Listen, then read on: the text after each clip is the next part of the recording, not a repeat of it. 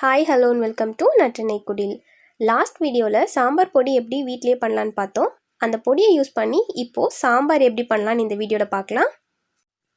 சாம்பார் செய்கிறதுக்கு என்னென்ன பொருள் தேவைன்னு பார்க்கலாம். துவரம் பருப்பை 2-3 தடவை நல்லா வாஷ் பண்ணி வச்சுக்கோங்க.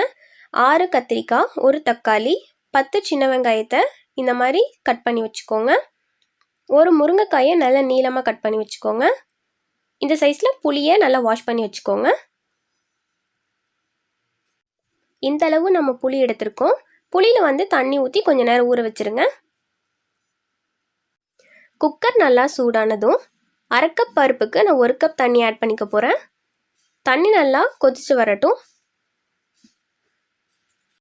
எப்பயுமே சாம்பார் செய்யும் போது தண்ணி நல்லா கொதிக்க ஆரம்பித்ததுக்கப்புறம் தான் நம்ம மஞ்சள் தூள் சேர்க்கணும். இப்போ பாருங்கள், தண்ணியோட கலர் கம்ப்ளீட்டாக மாறிடும். இப்போ நம்ம கழுவி வச்சுருக்க 1/2 கப் துவரம் பருப்பை உள்ளே ஆட் பண்ணிக்கலாம்.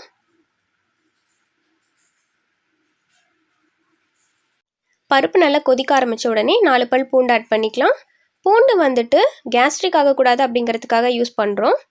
அதே மாதிரி இப்போ 1/4 டீஸ்பூன் விளக்கெண்ணெய் ஆட் பண்ணிக்கலாம். விளக்கெண்ணெய் பருப்பு நல்லா குழஞ்சி கொடுக்கும். இந்த மாதிரி பருப்பு நல்லா பொங்கி வரும்போது சிம் பண்ணி வச்சுக்கோங்க. இப்போ தேவையான அளவு பருப்புக்கு மட்டும் உப்பு போட்டுக்கோங்க. குக்கர் டைட்டாக மூடிட்டு 3 விசில் விட்டுருங்க.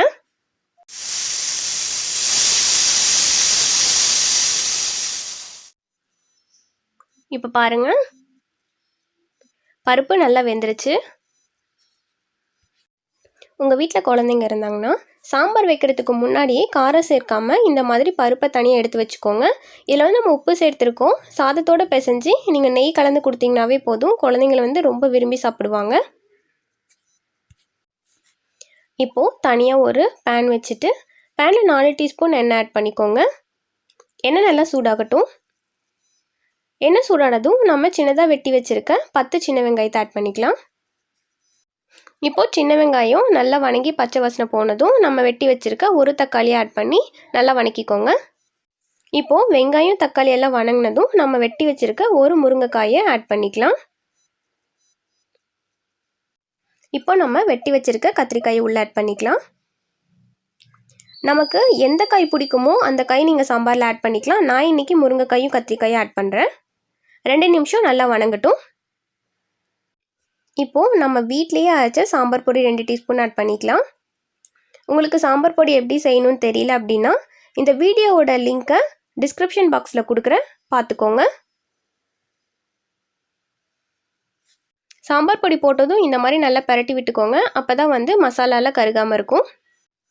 இப்போ நம்ம கரைச்சி வச்சுருக்க புளி தண்ணி ஆட் பண்ணிவிட்டு மசாலெல்லாம் சேர்ந்து ஒரு கொதி வரட்டும். இப்போ நம்ம ஊற்றின புளி தண்ணி மசாலெல்லாம் சேர்ந்து இப்போ நல்லா கொதிக்க ஆரம்பிச்சிருச்சு. இப்போ நம்ம வேக வச்சுருக்க பருப்பு ஆட் பண்ணிக்கலாம். பருப்பு உள்ளே ஆட் பண்ண உடனே நல்லா கலக்கி வச்சுக்கோங்க. மசால் காயெல்லாம் கலக்கிற மாதிரி. இப்போது காய் வேகிறதுக்காக 1 கப் தண்ணி ஆட் பண்ணிக்கிறேன்.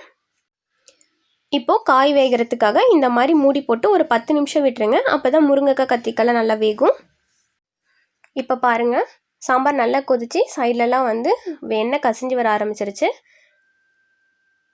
இப்போ உங்களுக்கு டேஸ்ட் பார்த்துட்டு தேவைப்பட்டால் நீங்கள் உப்பு ஆட் பண்ணிக்கோங்க. நம்ம ஏற்கனவே பருப்பில் ஆட் பண்ணியிருக்கோம். இப்போ நான் 1/4 டீஸ்பூன் உப்பு மட்டும் ஆட் பண்ணிக்கிறேன். போட்டுட்டு நல்லா கலந்து விட்டுக்கோங்க. சாம்பாருக்கு இப்போ தாளிப்பு கொடுத்துடலாம். 1/4 டீஸ்பூன் கடுகு, 2 வரமிளகாய், 1/4 டீஸ்பூன் சீரகம், 1/4 டீஸ்பூன் பெருங்காயத்தூள், கொஞ்சோண்டு கருவேப்பிலை தழை எடுத்துக்கோங்க. இப்போ நம்ம தாளிக்க ஆரம்பிச்சிடலாம். அதுக்கு 3 டீஸ்பூன் எண்ணெய் ஆட் பண்ணிக்கோங்க. எண்ணெய் நல்லா சூடானதும் 1/4 டீஸ்பூன் கடுகு, 1/4 டீஸ்பூன் சீரகம் நல்லா பொரியட்டும். கடுகும் சீரகமும் நல்லா பொரிஞ்சதும் எடுத்து வச்சுருக்க 2 வரமிளகாய் ஆட் பண்ணிக்கலாம். இப்போது கருவேப்பிலை தழை ஆட் பண்ணிக்கலாம். கருவேப்பிலை நல்லா பொரிஞ்சதும் கடைசியாக பெருங்காயத்தூள் ஆட் பண்ணி ஆஃப் பண்ணிவிடுங்க. இப்போ நம்ம செஞ்சு வச்ச தாளிப்பை சாம்பாரில் சேர்த்துக்கலாம். அவ்வளோதான், சாம்பார் இப்போ ரெடி.